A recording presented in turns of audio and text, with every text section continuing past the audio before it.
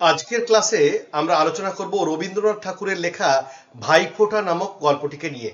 এই ভাইফোঁটা নামক গল্পটি ১৩২১-এর ভাদ্র মাসে প্রথম প্রকাশিত হয়েছিল সবুজ পত্র পত্রিকাতে। এটি সবুজ পত্র পত্রিকার পঞ্চম সংখ্যা ছিল, অর্থাৎ ভাদ্র মাসের সংখ্যাটি পঞ্চম সংখ্যা ছিল। এর আগে রবীন্দ্রনাথ লিখেছিলেন স্ত্রীর পত্র নামক গল্প। এই স্ত্রীর পত্র গল্পটি তিনি লেখেন শ্রাবণ সংখ্যাতে, এবং এই গল্পের পরে অর্থাৎ ভাইফোঁটা গল্পের পরে তিনি লেখেন শেষের রাত্রি, তিনি সেটা লেখেন আশ্বিন সংখ্যাতে। অর্থাৎ ১৩২১ সালে যে তিনটি গল্প সবুজ পত্রে প্রকাশিত হতে দেখি, বিশেষত ভাইফোঁটা গল্পের আগে ও পরে, সেটা হলো স্ত্রীর পত্র আগে এবং পরবর্তী গল্পের নাম শেষের রাত্রি। ১৩২১-এ শ্রাবণ, তারপর ভাদ্র, তারপর আশ্বিন, পরপর তিনটি সংখ্যাতে, অর্থাৎ ইংরেজি ১৯১৪ সাল। তখন কিন্তু সবুজ পত্র পত্রিকার প্রথম বছর। যাই হোক, ভাইফোঁটা গল্পের কাহিনী বলার আগে রবীন্দ্র ছোট গল্প সম্পর্কে দু চার কথা জেনে নেওয়া প্রয়োজন, ৪-৫ মিনিটে, বেশি না। এর মধ্যে সংক্ষেপে আমরা একটা ছোট্ট ধারণা নিয়ে নেব, তারপর ভাইফোঁটা গল্পের যে কাহিনী সেটা কিন্তু বলবো। প্রথমেই বলি যে রবীন্দ্রনাথের প্রকাশিত ছোট গল্পের যে মনোভঙ্গি, সেটিকে আমরা কয়েকটি স্তর বা পর্বে বিভাজন করে দেখতে পারি বোঝার সুবিধার জন্য। যেমন প্রথম যে পর্ব সেটা হলো হিতবাদী পত্রিকার পর্ব, একদম প্রথম পর্ব। দ্বিতীয় যে পর্বের কথা বলতে পারি সেটা হচ্ছে সাধনা পত্রিকার পর্ব, এবং তৃতীয় পর্ব হলো সবুজ পত্র পত্রিকার পর্ব। শেষ আরেকটি পর্বের কথা বলা যেতে পারে, যেটা একদম রবীন্দ্রনাথের জীবনের শেষ দিকে লেখা তিন সঙ্গীর যে সময়কাল। আনন্দবাজার পত্রিকা বা ইত্যাদিতে বেরিয়েছে, অন্যান্য ছোটখাটো পত্রিকাতেও দু একটা গল্প তিনি প্রকাশ করেছিলেন। যাই হোক, এই যে তিনটে চারটে পর্বের কথা বললাম, এর মধ্যে সবচেয়ে বেশি রবীন্দ্রনাথ গল্প লিখেছেন সাধনা পত্রিকাতে। সাধনা পত্রিকার যে সময়কাল, তাতে আমরা দেখতে পাচ্ছি রবীন্দ্রনাথের প্রকাশিত ছোট গল্পের সংখ্যা ৪০টির ওপরে। এর আগে যেটা আমাদের মনে রাখা দরকার, সেটা হলো রবীন্দ্রনাথের সাথে বাঙালি পাঠকের পরিচয় কিন্তু পত্রিকার হাত ধরে। তার আগে রবীন্দ্রনাথকে বাঙালি পাঠক চিনত না। পত্রিকায় প্রকাশিত রচনা পড়ার পর থেকে তার সাথে পরিচয় শুরু হয়, এবং ভারতী পত্রিকায় প্রকাশিত ভিখারিণী গল্পের হাত ধরে পরিচয়টা শুরু হয়েছিল। যে কোনো বাঙালি পাঠক যারা রবীন্দ্র পিপাসু পাঠক, তারা এই কথা জানে। যতগুলি পর্বের কথা বললাম বা স্তরের কথা বললাম, তার মধ্যে সাধনা পত্রিকাতে রবীন্দ্রনাথ সম্ভবত দুহাতে লিখেছেন, যে কারণে সাধনা পত্রিকায় আমরা দেখতে পাই কিছু অসাধারণ গল্প তিনি আমাদের উপহার দিয়েছেন। বাঙালি পাঠক এই ছোট গল্পের অভিনবত্ব এবং বৈচিত্র্য দেখে অবাক হয়ে যায়। তাই আমরা বলতে পারি যে রবীন্দ্রনাথ বাংলা ছোট গল্পের পুতুল থেকে প্রতিমা সবই গড়েছিলেন। রবীন্দ্র ছোট গল্পের আগে বাঙালি বুদ্ধিজীবীরা ছোট গল্পের সাথে পরিচিত ছিলেন, কিন্তু সেটা অনুবাদের হাত ধরে। রবীন্দ্রনাথের দাদা জ্যোতিরিন্দ্রনাথ ঠাকুর, তিনি ফ্রেঞ্চ জানতেন এবং ফরাসি গল্পের অনুবাদ করে পত্রিকায় প্রকাশ করেছিলেন। বাঙালি বুদ্ধিজীবী পাঠক প্রথম ছোট গল্পের স্বাদ পায় অনুবাদের হাত ধরে। অর্থাৎ আমরা বলতে পারি যে রবীন্দ্রনাথই হলো বাংলা ছোট গল্পের প্রকৃত জন্মদাতা, এবং তিনি বাংলা ছোট গল্পকে পূর্ণ রূপ দিয়েছিলেন। যাই হোক, রবীন্দ্রনাথের যে ছোট গল্প লেখার শক্তি এবং সাহস, এটাতে স্পিরিট ঢালার কাজ করেছিল হিতবাদী পত্রিকা। হিতবাদী পত্রিকার হাত ধরে রবীন্দ্রনাথের ছোট গল্পের গোমুখ খুলে যায়। এই পত্রিকা পর্বে আমরা কি কি গল্প পেলাম? পোস্টমাস্টার, দেনা পাওনা, রামকানাইয়ের নির্বুদ্ধিতা, এইসব অসাধারণ কিছু গল্প বাঙালি পাঠক পেল। এই গল্পগুলির হাত ধরে বাংলা ছোট গল্পের পায়ের তলার মাটি যেমন শক্ত হলো, ঠিক তেমনই বাংলা ছোট গল্পের যে গাছ, সেটা বড় হয়ে ডালপালা সমেত বিকশিত হলো সাধনা পত্রিকার হাত ধরে। সাধনা পত্রিকার পর্বেও আমরা অসাধারণ প্রচুর গল্প পাই। তার মধ্যে কয়েকটি গল্পের কথা আমরা এখানে বলবো। ছুটি, নষ্টনীড়, শুভা, দৃষ্টিদানের মতো অসাধারণ কিছু গল্প বাঙালি পাঠক রবীন্দ্রনাথের কাছ থেকে উপহার পেল। এই সময় পর্বে অর্থাৎ সাধনা পর্বে বাঙালি পাঠক বিস্ময়ে অভিভূত হয়ে ছোট গল্পের রস পান করতে ব্যস্ত ছিল। আমরা দেখলাম যে রবীন্দ্রনাথ শিক্ষকের প্রতি শ্রদ্ধা, ভাইয়ের প্রতি ভাইয়ের ভালোবাসা, মায়ের স্নেহ, স্বামী স্ত্রীর একে অপরের প্রতি প্রেম, এই বিষয়গুলিকে কন্টেন্ট করে অসাধারণ গল্প লিখলেন, এবং তার নতুন নতুন যে বিষয় ভাবনা এবং বৈচিত্র্য, সেটার মধ্য দিয়ে তিনি ধীরে ধীরে ছোট গল্প প্রকাশ করতে করতে তৈরি করলেন ছোট গল্পের তাজমহল। আর এই তাজমহল দেখে আজও কিন্তু বাঙালি পাঠক অভিভূত হয়। এর পাশাপাশি আরেকটা কথা বলবো, কল্লোল, কালিকলম বা প্রগতির কিছু লেখক যারা তরুণ তুর্কি বলে পরিচিত, বা কিছু অতি বুদ্ধিমান মানুষ রবীন্দ্র বলয় থেকে মুক্তি চেয়েছিলেন, তারা রবীন্দ্র প্রভাব থেকে বেরিয়ে আসতে চাইছিলেন, যে কারণে তারা একটা নতুন স্কুল অফ থটকে রিপ্রেজেন্ট করতে চেয়েছিলেন, একটা নতুন চিন্তা চেতনা জগৎকে স্থাপন করতে চেয়েছিলেন। কিন্তু আমরা মনে করি এই যে নতুন স্কুল অফ থট, এটা একটা প্রতিক্রিয়া, এটা বিদ্রোহ নয়। কারণ প্রতিক্রিয়া আর বিদ্রোহ এই দুটো ব্যাপার কিন্তু এক জিনিস নয়। যে কোনো জিনিসের প্রতি মানুষের একটা প্রতিক্রিয়া থাকে, হয়তো কোনো কোনো সময় সেই প্রতিক্রিয়া সময়ের সাথে প্রবল থেকে প্রবলতর হয়, কিন্তু প্রত্যেকটা প্রতিক্রিয়ায় যে বিদ্রোহের রূপ নেবে এমন কোনো কথা নেই। তাই রবীন্দ্রনাথের রচনা যারা বিরোধিতা করেছিলেন বা কল্লোল যুগের যে রচনা আমরা পাই, সেটা প্রতিক্রিয়া, সেটা বিদ্রোহ নয়। এবং বলা ভালো, এটা অস্বীকার করার কোনো জায়গাই নেই, রবীন্দ্রনাথের রচনার যে লেখার ধরন, তার যে ভাষা, তার যে প্রকাশভঙ্গি, তাতে বাঙালি পাঠক আজও মুগ্ধ না হয়ে পারে না। কারণ রবীন্দ্র রচনার যে গভীরতা, তার যে প্রকাশের ভঙ্গি, তা যুগে যুগে কালে কালে বাঙালি পাঠককে আকৃষ্ট করেছে এবং মুগ্ধ করেছে। তাই প্রতিক্রিয়া থাকতেই পারে, কিন্তু সেটা রবীন্দ্রনাথকে কোনোভাবেই অন্য দৃষ্টিতে দেখা যায় না।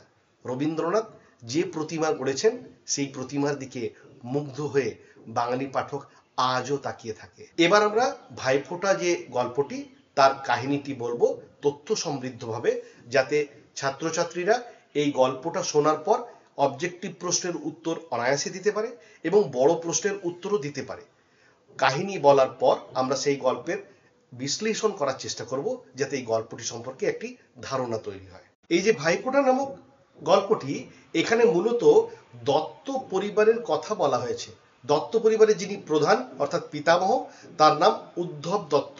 উদ্ধব দত্তের যে সন্তান, তার নাম সনাতন দত্ত, এবং সনাতন দত্তের একমাত্র সন্তানের নাম সত্যধন, এবং সত্যধনের যে ছেলে, তার নাম নিত্যধন। আগে এইভাবে বংশে নাম রাখার রীতি ছিল, যেমন আমার দু একটা মনে পড়ছে। একটি পরিবারের কয়েকটি সন্তানের নাম শ্রীপতি, ভূপতি, রঘুপতি, পশুপতি, নাম এইভাবে রাখার আগে রীতি ছিল। এখন আলাদা আলাদা ইউনিক নাম সবাই খুঁজে বার করছে, সেটা আলাদা কথা। এই যে সত্যধন অর্থাৎ সনাতন দত্তের যে ছেলে, এর জীবন কথাকেই এখানে পুরো গল্পে বর্ণনা করা হয়েছে। বলা ভালো, সত্যধনের জীবনকে ঘিরেই এই পুরো গল্পটা আবর্তিত হয়েছে। এর পাশাপাশি আরো দু একটি চরিত্র রয়েছে, যেমন সত্যধনের বাড়িতে যে আসা যাওয়া করত, অর্থাৎ সনাতন দত্ত সত্যধনের বাবার বন্ধু, তার নাম অখিল বাবু, তিনি ব্রাহ্ম সমাজের লোক ছিলেন। আর এদিকে সনাতন দত্ত, তিনি ডিরোজিওর মতবাদে বিশ্বাসী ছিলেন। অখিল বাবুর যে মেয়ে অনুসুয়া, বড় মেয়ে, যাকে অনু বলে সবাই জানতো, সেই অনুসুয়ারও কিন্তু এই সত্যধনের বাড়িতে যাতায়াত ছিল। যে কারণে আমরা প্রথম থেকেই দেখি যে সত্যধন এবং অনুসুয়ার মধ্যে একটা বন্ধুত্ব ছিল। বিভিন্ন রকম গল্প করত, খেলাও করত, অনেক কথা বলতো, মনের একটা দুজনের মধ্যে বন্ধুত্বপূর্ণ অ্যাটাচমেন্ট ছিল। কিন্তু এছাড়া অন্য কোনো ফিলিংস সেই মুহূর্তে ছিল না, অন্য কোনো অনুভূতি তাদের মনের মধ্যে কিন্তু ছিল না। এবং অনুসুয়া এই সত্যধন নামক ছেলেটিকে সব থেকে আদর্শ ছেলে বলে মনে করে। তার কারণ হলো, এই গল্পে আমরা দেখতে পাই যে সনাতন দত্তের যে পরিবার, তারা আদর্শ রীতি এবং সত্যনিষ্ঠাকে এত বেশি মেনে চলেছে যে সত্যধন বলে যে ছেলেটি, সনাতন দত্তের যে ছেলে, সেও শিশু বয়স থেকে মনে করেছে আদর্শ সত্যনিষ্ঠাই একমাত্র জীবনের অবলম্বন। কোনোভাবেই কখনো মিথ্যাচার করা উচিত নয়, এবং যেখানেই যা মিথ্যাচার, সেটার জন্য ক্ষমা প্রার্থনা করা উচিত। সেই জন্য তার জীবনের মধ্যেও একটা নীতি ছিল, একটা আদর্শ ছিল। কখনোই সে মিথ্যা কথাও বলতো না, এবং সে অত্যন্ত ভালো ছেলে বলে পাড়ার মধ্যে বা গ্রামে পরিচিত ছিল। আর এই পরিচিতি থেকেই অনুসুয়ার মনেও একটা শ্রদ্ধা ছিল। অখিল বাবুর মেয়ে অনুসুয়া, তার মনেও একটা শ্রদ্ধা ছিল যে সত্যধন খুবই ভালো ছেলে, তাকে আদর্শ বলে মনে করত। যে কারণে তার সঙ্গে যখন মেলামেশা করত, তখন কিন্তু তার মনের মধ্যে একটা রেসপেক্ট কাজ করত। তার কাছে কিছু শেখার মতো ব্যাপার মনে হতো, যে এই রকম ছেলে কিন্তু পাওয়া দুষ্কর। এই যে অনুসুয়া, এ কিন্তু সত্যধনের থেকে 4 বছরের ছোট ছিল। তো সত্যধন একটু বড়।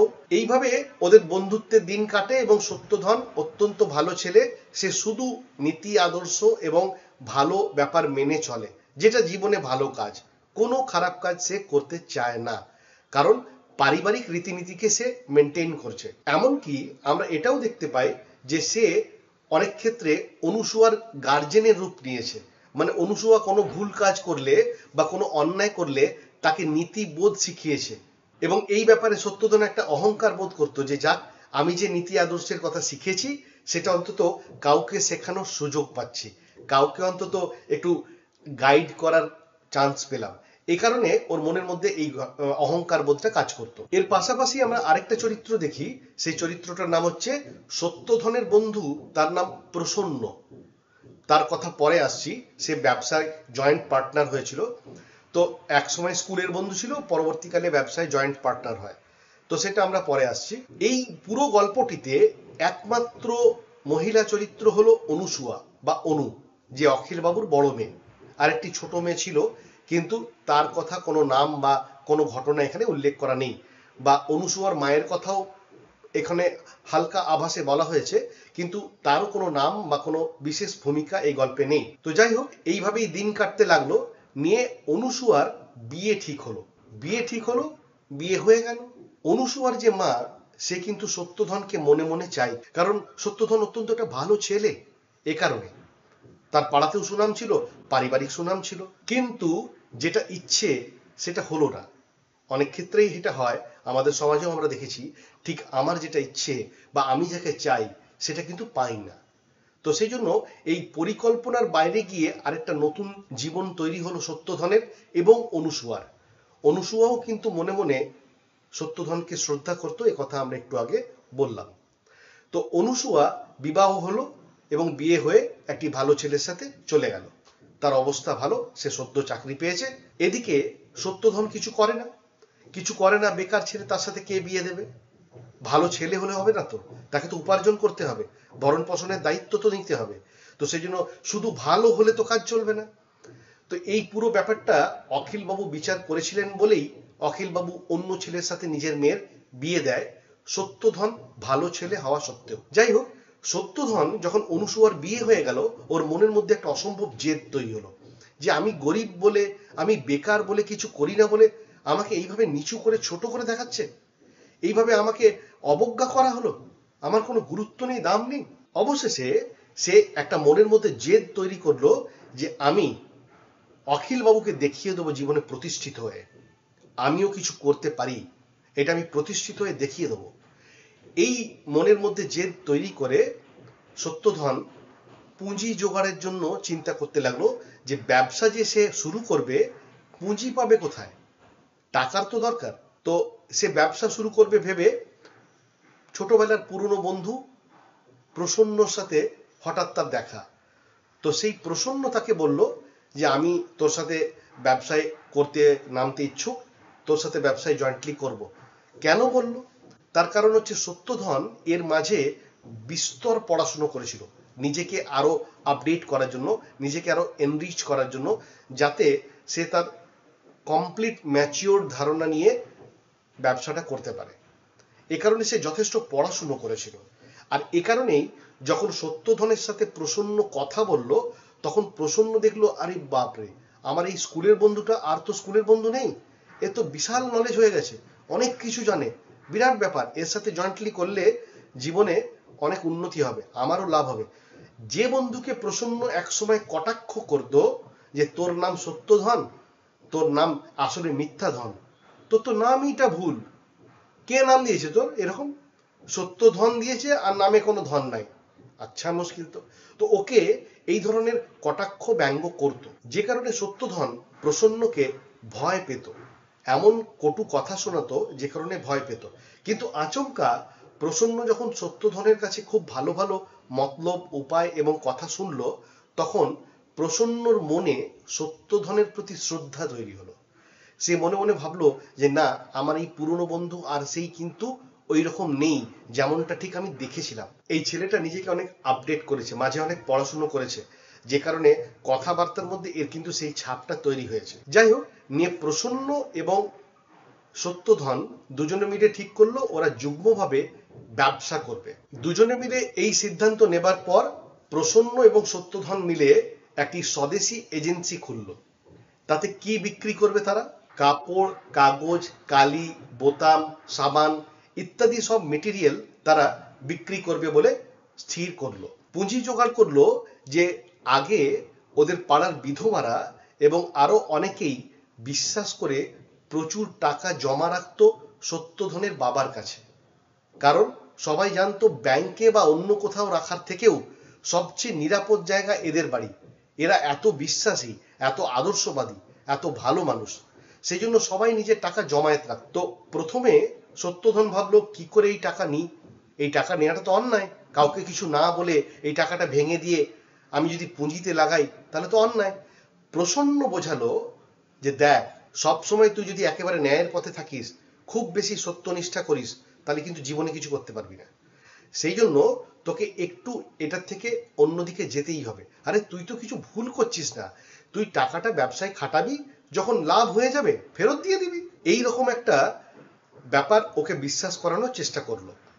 প্রাথমিক পর্বে সত্যধন কিন্তু বিশ্বাস করতে চায়নি, কারণ তার পারিবারিক শিক্ষা, তার নীতি আদর্শ তাকে বাধা দিচ্ছিল।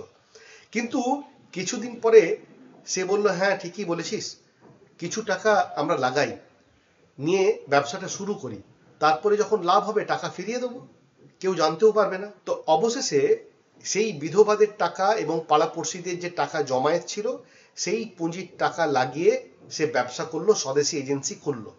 খুলে যখন জিনিসপত্র আনলো, আনা মাত্রই হু হু করে শেষ হয়ে যায়। প্রচন্ড তার ডিমান্ড, এবং এত বিক্রি হয় যে তার ব্যবসা তখন খুব ফুলে ফেঁপে ওঠে, প্রচুর রোজগার, প্রচুর উপার্জন। তখন সে সমস্ত বিধবা মহিলাদেরকে ঠিকঠাক সময়ে সুদ দিয়ে দেয়, ঠিকঠাক সময়ে তাদের টাকা ফেরত দিয়ে দেয়, সবাই অভিভূত। এই ব্যবসা যখন প্রচন্ড বেড়ে গেল, তখন পাড়ায় এবং বিভিন্ন জায়গায় এই নাম ছড়িয়ে পড়লো যে সত্যধনের ব্যবসা এখন ফুলে ফেঁপে উঠেছে। তখন অনেকেই আরো এগিয়ে এলো, যারা সত্যধনের সাথে ব্যবসায় পুঁজি লাগাতে প্রস্তুত, তারাও টাকা দিতে রাজি। কারণ সেই টাকা দিলে সেই টাকাটা বাড়বে, পরবর্তীকালে তারও রোজগার হবে। এ কারণে তারাও টাকা দিতে শুরু করলো। তখন সত্যধনের পুঁজি আরো বেড়ে গেল, ব্যবসা আরো বেড়ে গেল। এইভাবেই সত্যধন ব্যবসায় ভীষণ প্রতিষ্ঠিত হলো, এবং তার যে জেদ ছিল যে অখিল বাবুকে অর্থাৎ অনুসুয়ার বাবাকে দেখাবে যে সেও কিছু করতে পারে জীবনে, সেই জেদ সে প্রমাণ করে ছাড়লো। এমনই সময় হঠাৎ সত্যধনের যখন ব্যবসা খুব ফুলে ফেঁপে উঠেছে, তখন দূর থেকে যোগাযোগ করে অনুসুয়া। অনুসুয়াও কিছু টাকা সত্যধনের ব্যবসায় লাগাতে চায়। সত্যধন এই ঘটনা তো অবাক হয়ে যায় যে অনুসুয়া আমার ব্যবসাতে টাকা লাগাতে চায়। খবর নিয়ে জানতে পারলো অনুসুয়া সম্প্রতি বিধবা হয়েছে, তার সাথে একটি সন্তান থাকে। সেই ছেলেটির নাম সুবোধ। সুবোধের কথা আমরা পরে বলবো, কেননা তার জীবনে একটা ট্র্যাজিক পরিণতি হয়েছে। গল্পের শেষে অসাধারণ একটা ট্র্যাজিক পরিণতি হয়েছে। যাই হোক, তো অনুসুয়ার একমাত্র সন্তান সুবোধকে নিয়ে অনুসুয়া থাকে, সে বিধবা হয়েছে, এবং স্বামীর যে পুঁজি, সেই পুঁজি সত্যধনের ব্যবসায় লাগাতে চায়, যাতে ওই পুঁজি বাড়ে এবং সুবোধের জীবন নিরাপদ হয়।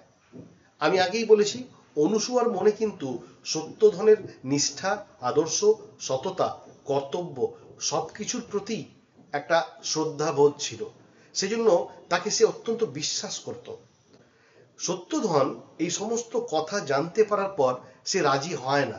সে বলে, না, আমি অনুসুয়ার টাকা আমার ব্যবসায় লাগাবো না, তাহলে মুশকিল হয়ে যাবে। কেন না, আমি এত দায়িত্ব নিতে পারবো না, এটা কিন্তু আমার পক্ষে ভুল হয়ে যাবে। অর্থাৎ সে তার পারিবারিক পুরনো আদর্শকে তখনও অনেকটাই আঁকড়ে ধরেছিল। পরে যখন বিভিন্ন কারণে অমনোযোগী হওয়ার জন্য বা বাজারের বিভিন্ন প্রতিক্রিয়ার কারণে সত্যধনের ব্যবসা ডুবতে থাকে, অর্থাৎ পতনের দিকে এগোতে থাকে, তখন তার পুনরায় বড় পুঁজির দরকার হয়। এই বড় পুঁজি না হলে ব্যবসা চালানো মুশকিল। পাড়ায় বিধবাদের সময়ে সুদ দেওয়া মুশকিল। সবাই বাড়িতে এসে কথা শোনাচ্ছে, সবাই এসে তাগাদা দিচ্ছে, সবাই নানান রকমের প্রেসার ক্রিয়েট করছে ব্যবসাতে। সব মিলিয়ে আর উপায়ন্তর না দেখে সত্যধন অনুসুয়ার কাছ থেকে টাকা নিল এবং ব্যবসায় লাগালো। যখন ব্যবসায় লাগালো অল্প অল্প করে, তখন সেই টাকা ধীরে ধীরে ধীরে ধীরে ব্যবসাটা যে কখন ওই টাকাটা খেয়ে ফেললো, সেটা সত্যধন বুঝতেই পারলো না। সব টাকাটাই আস্তে আস্তে মার্জ করে গেল ব্যবসার মধ্যে, আর হাতে কোনো টাকা নেই। অন্যদিকে এর মাঝে আমরা দেখতে পাই যখন এই ব্যবসার লেনদেন চলছে, অনুসুয়া তখন একটি ভাই ফোটার দিনে, বৃহস্পতিবার ছিল সেই দিন সে সত্যধনকে নিমন্ত্রণ করে বাড়িতে ভাই ফোঁটা দেবে বলে। সত্যধন ভাই ফোঁটা রক্ষা করার জন্য অনুসুয়ার কাছে যায়, অনুসুয়ার কাছে ভাই ফোঁটা নেয় এবং অনুসুয়া তাকে যথাসাধ্য আপ্যায়ন এবং খাতির করে, তাকে খাওয়ায়। অনুসুয়ার তখন অলরেডি শরীর ভেঙে গেছে, সে অসুস্থ হয়ে পড়েছে, সংসারের চাপে, মানসিক চাপে সে ভেঙে পড়েছে। একটি মাত্র সন্তানকে নিয়ে সে কি করবে কুল কিনারা পাচ্ছিল না। এমনই সময় এই ভাইফোঁটাতে সে নিজের একমাত্র সন্তান সুবোধের দায়িত্ব নেবার কথা বলে সত্যধনকে, যে আমি অসুস্থ হয়ে পড়েছি, আর মনে হয় না আমি সুস্থ হতে পারবো, তুমি আমার একমাত্র সন্তানের ভার নাও। যদি এই সন্তান জীবিত থাকে, কারণ এই সন্তান নিজেও অসুস্থ, তাহলে তোমার কাছেই থাকবে, আর আমি পুঁজি দিয়ে রাখলাম, তাতে ওর জীবন চলবে। আর যদি কোনো কারণে এই সন্তানের আমার মৃত্যু হয়, তাহলে আমার যে সম্পত্তি বা অর্থ বা টাকা, সেটা আমি তোমার নামে করে দিলাম। এই বলে সত্যধনকে অনুসুয়া একটা রেসপন্সিবিলিটি নেওয়ার জন্য অনুরোধ করলো। সত্যধন এখানেও প্রাথমিক পর্বে না বলল, যে না, আমি এই দায়িত্ব নিতে পারবো না, আমি এই কাজ করতে পারবো না। সে মনে মনে ভাবলো, অনুসুয়া আমাকে যতটা বিশ্বাস করে, আমি নিজেকেও ঠিক ততটা বিশ্বাস কিন্তু করি না, তাই এতটা ভরসার কাজ করতে পারবো কিনা আমি জানি না। অবশেষে অনুসুয়ার অত্যন্ত অনুরোধ এবং জেদাজেদির কারণে সত্যধন রাজি হলো সুবোধকে রাখতে নিজের কাছে। তখন সুবোধের বয়স 7 বছর, সে তখন ছোট ছেলে। 7 বছরের ছেলে কত বড়। এই রকম অবস্থায় যখন ও ভাইফোঁটা নিয়ে ফিরে আসে, তখন খবর পায় 2-1 দিন পর যে অনুসুয়ার মৃত্যু হয়েছে, সে মারা গেছে একমাত্র সন্তানকে রেখে। তখন সত্যধন সুবোধকে নিয়ে আসে নিজের কাছে এবং নিজের কাছে রাখে। প্রায় 5 বছর নিজের কাছে রেখেছিল। এই 5 বছর সময়কালে কিভাবে হোক নিজের ব্যবসা সামলাচ্ছিল, প্রসন্নর সাথে ম্যানেজ করার চেষ্টা করছিল সত্যধন, এবং সুবোধকেও নিজের কাছে ঠিকঠাক রেখেছিল। সত্যধনের যে ছেলে নিত্যধন, সে সুবোধের বন্ধু হয়ে উঠেছিল এবং সত্যধন, নিত্যধন এবং সুবোধ সুখেই আরামসে দিন কাটাচ্ছিল। যদিও সুবোধের কিছু আচরণ ধীরে ধীরে সত্যধনের ভালো লাগতো না। মনে হতো অদ্ভুত চুপচাপ ছেলেটা, অদ্ভুত একগুঁয়ে ছেলেটা, একটা কথা বলে না, সারাদিন চুপচাপ থাকে, বেলা অবধি ঘুমোয়, তাড়াতাড়ি ওঠেও না সকাল থেকে, কিচ্ছু কাজ করে না সারাদিন। মানে হঠাৎ করে নিজের ব্যবসার যে হতাশা বা ফ্রাস্ট্রেশন, সেইটা কনভার্ট হয়ে সুবোধের প্রতি সত্যধনের নজর চলে যায় এবং সত্যধনের তখন সব কাজটাই তার খারাপ লাগে। বেলায় কেন দেরিতে ওঠে, কেন বাড়িতে কাজ করে না, কেন কম কথা বলে, কেন জানলা ধরে বাইরের আকাশের দিকে সে তাকিয়ে থাকে। সত্যি সুবোধ হয়তো নিজের মনের যন্ত্রণা কাউকে বলতেই পারলো না, কারণ সুবোধের বাবা ছিল না, অল্প বয়সে সে বাবাকে হারিয়েছে, আবার কিছুদিন আগেই সে মাকে হারিয়েছে। এখন যে সংসারে আছে, সে সংসারে সে বোঝা, সেখানে স্নেহ নেই, সেখানে প্রেম নেই, সেখানে ভালোবাসা নেই, কেউ ওকে যত্ন করে আদর করে কাছে ডাকে না, কেউ কোলে বসায় না, কেউ গায়ে হাত বুলিয়ে দেয় না, সবাই তাকে সংসারের বোঝা বলে মনে করে। সত্যধন সুবোধের সাথে এমনই আচরণ করতে শুরু করলো এবং এমন প্রেশার ক্রিয়েট করলো, এত বকাঝোকা এবং শাসন করতে শুরু করলো, যে সুবোধ কাজ শিখে গেল। সে বাড়ির সব কাজ করত, একদম ওবিডিয়েন্ট চাকর, যা বলতো সত্যধন, সুবোধ তাই করত। তো এইভাবে দিন এগোতে থাকলো এবং সুবোধ খানিকটা ভয়ে কাঁটা হয়ে থাকতো। মাঝে মাঝে জানলার গরাদ দিয়ে সে আকাশের দিকে তাকিয়ে ফ্যালফ্যাল করে দেখতো। কে জানে, হয়তো নিজের মাকে খুঁজতো, কে জানে হয়তো বাবার সাথে কথা বলতো, কে জানে হয়তো সামনে গাছটার সাথে কথা বলতো। নিজের যন্ত্রণাকে প্রকাশ করার ভাষা ওর ছিল না। কি করলে আমার মনের এই যন্ত্রণাকে আমি প্রকাশ করি, কারণ যে লোকটার সাথে আমি আছি তাকে আর কিছু হোক নিজের মনের কথা বলা যাবে না। খুব কম মানুষ দেখবেন সংসারে এমনি পাওয়া যায় যাকে সত্যি সব কথা বলা যায়, সত্যি সব কথা বলা যায়, নির্ভয়ে বলা যায়। এরকম মানুষ সংসারে খুব কম, রেয়ার। যারা পান তারা লাকি, তারা খুবই ভাগ্যবান যে এরকম মানুষ তার সাথে আছে যাকে সব কথা বলা যায়। সুবোধ এইভাবেই জানলায় চুপ করে তাকিয়ে থাকতো, আকাশের দিকে তাকিয়ে। এ কারণেও সে সত্যধনের কাছে বকাঝোকা খেত এবং সত্যধন তাকে শাসন করত, যাই হোক, এইভাবে সময় চলতে থাকে, এইভাবে দিন এগোতে থাকে। এক সময় প্রসন্নর সাথেও সত্যধনের একটু দূরত্ব তৈরি হয়, কারণ সুবোধের দায়িত্ব নেওয়ার পর সত্যধন ব্যবসায় ততটা মনোযোগী হতে পারেনি, সে ব্যবসায় ফাঁকি দিচ্ছিল। এর মাঝে প্রসন্ন হয়তো কোনো চতুরতা করেছে, যে কারণে ব্যবসা আরো পতনমুখী হলো, আরো ভেঙে পড়লো ব্যবসা, এবং আরো ক্ষতি হলো, লস হয়ে গেল।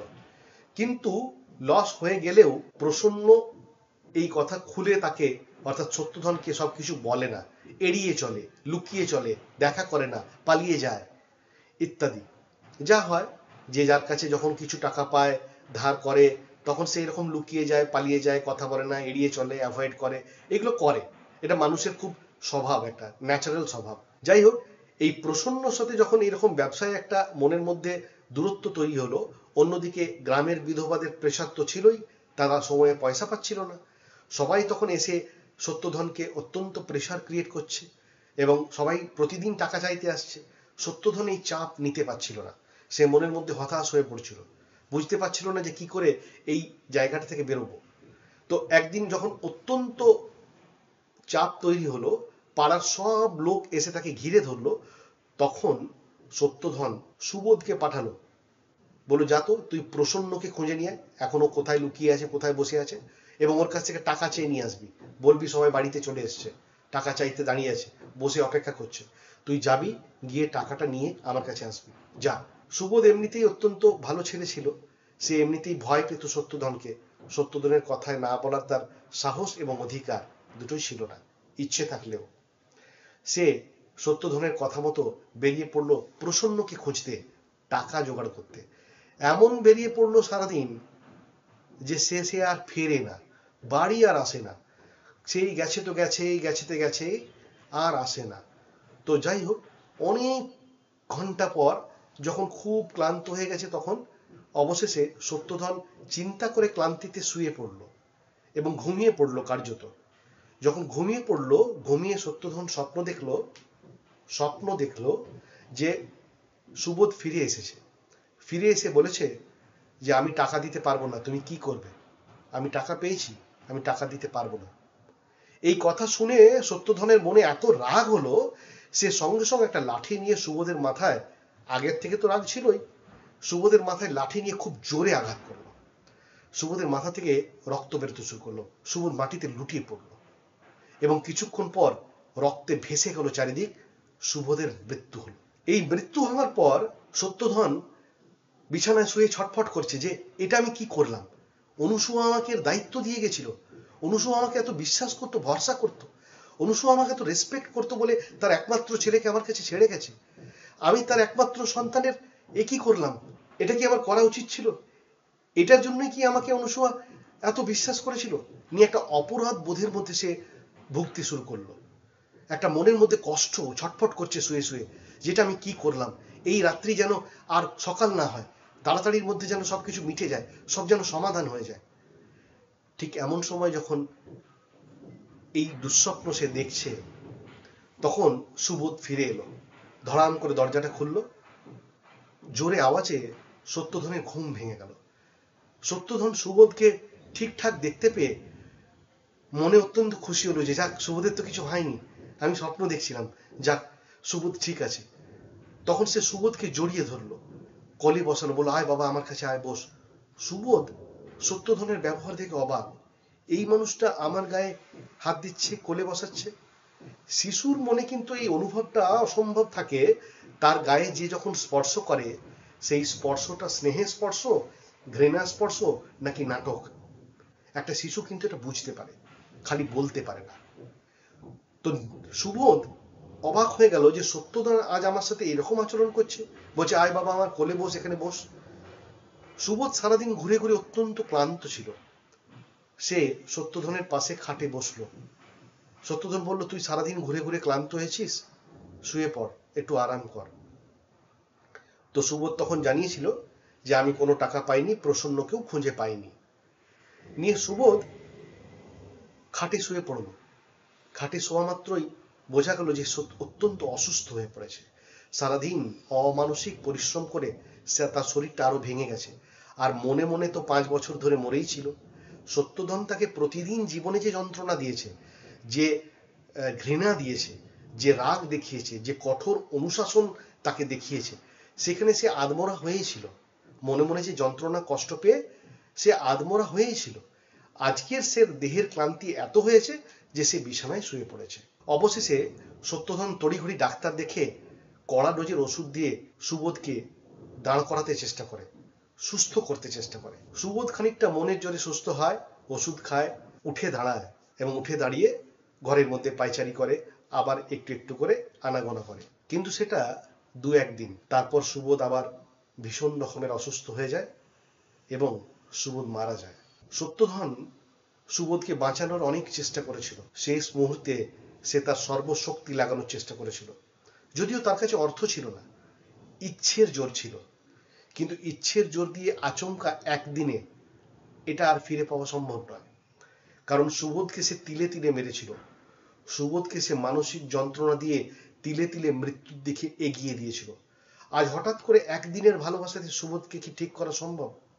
নাকি সম্ভব ছিল? সুবোধও সে কথা জানতো। সে কারণে সত্যধনের কাছে থাকা যে পৃথিবী, সেটা সুবোধের কাছে অসহ্য হয়ে উঠেছিল। সুবোধ পারছিল না, সে মুক্তি চাইছিল, সে চাইছিল মায়ের কাছে ফিরে যেতে। অবশেষে সে মায়ের কাছেই ফিরে গেল।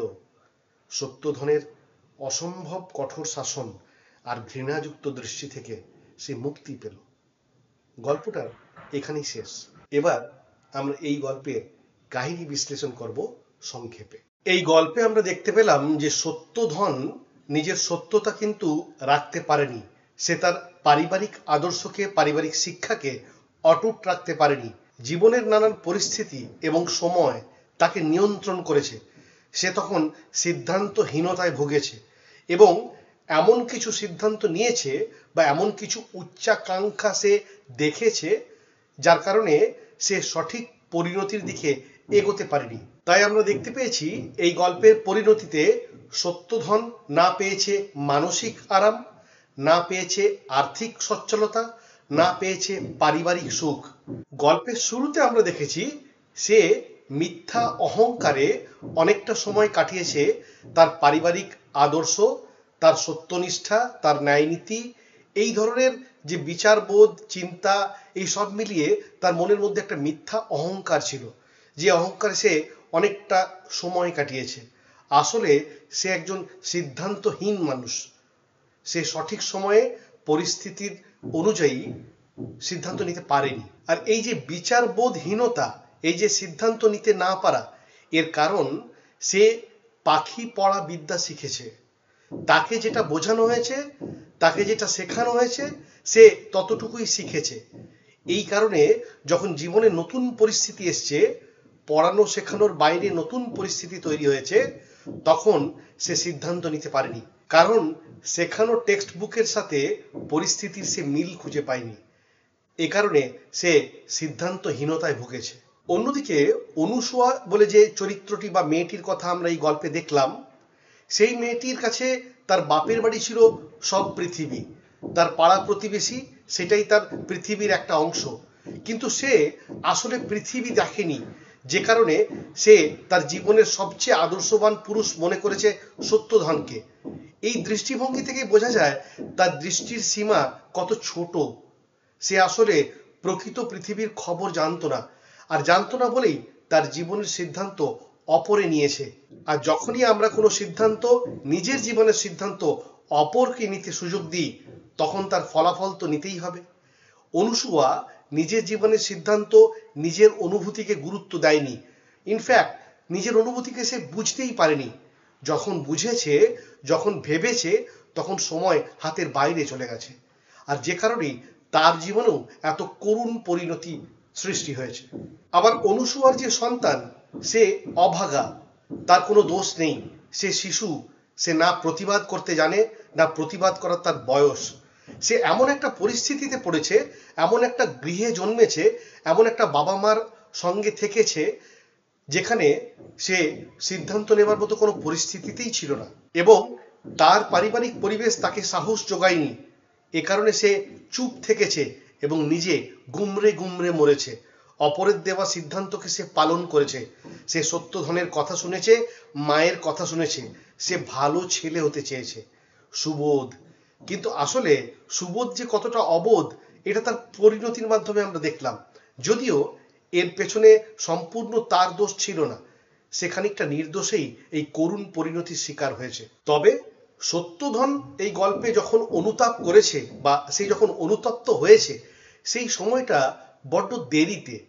আসলে সনাতনবাবুর শিক্ষা, সনাতনবাবুর যে সত্যনিষ্ঠা আদর্শ, যে শিক্ষা, যে পারিবারিক বোধ, সেটা কিন্তু সত্যধন পালন করতে পারেনি। সে কার্যত গুরুত্ব দিয়েছিল নিজের ইচ্ছাকে আর অপরের কথাকে।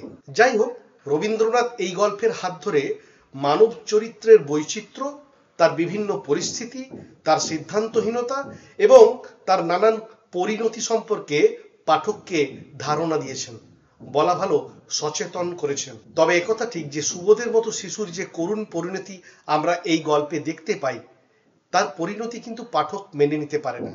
কারণ সুবোধ নিষ্পাপ, সে একটা শিশু, সে শুধু পরিস্থিতির শিকার হয়েছে, অথচ সে কিছু বলতে পারেনি, সে শুধু সহ্য করেছে।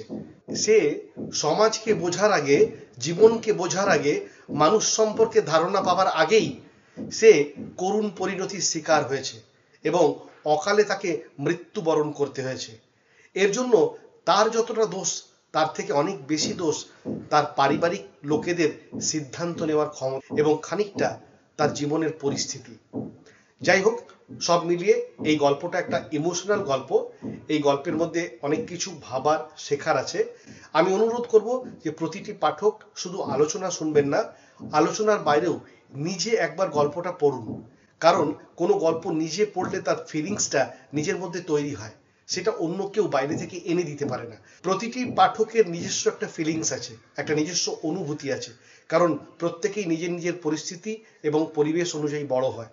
তাই নিজে পড়ার প্রয়োজনীয়তা অনেক বেশি বলে আমার মনে হয়, এবং এই গল্পটি নিজে পড়লে হয়তো আরো কোনো নতুন দৃষ্টিকোণ উঠে আসতে পারে। কারণ প্রতিটি পাঠকেরই দেখার দৃষ্টি আলাদা, বোঝার ক্ষমতা আলাদা, ব্যাখ্যা করা বা বিশ্লেষণ করার বুদ্ধি আলাদা। এই গল্পটি খুব বড় গল্প ছিল, সে কারণে গল্পের কাহিনী, আলোচনা, তথ্য ইত্যাদি বলতে গিয়ে অনেকটা সময় গেছে।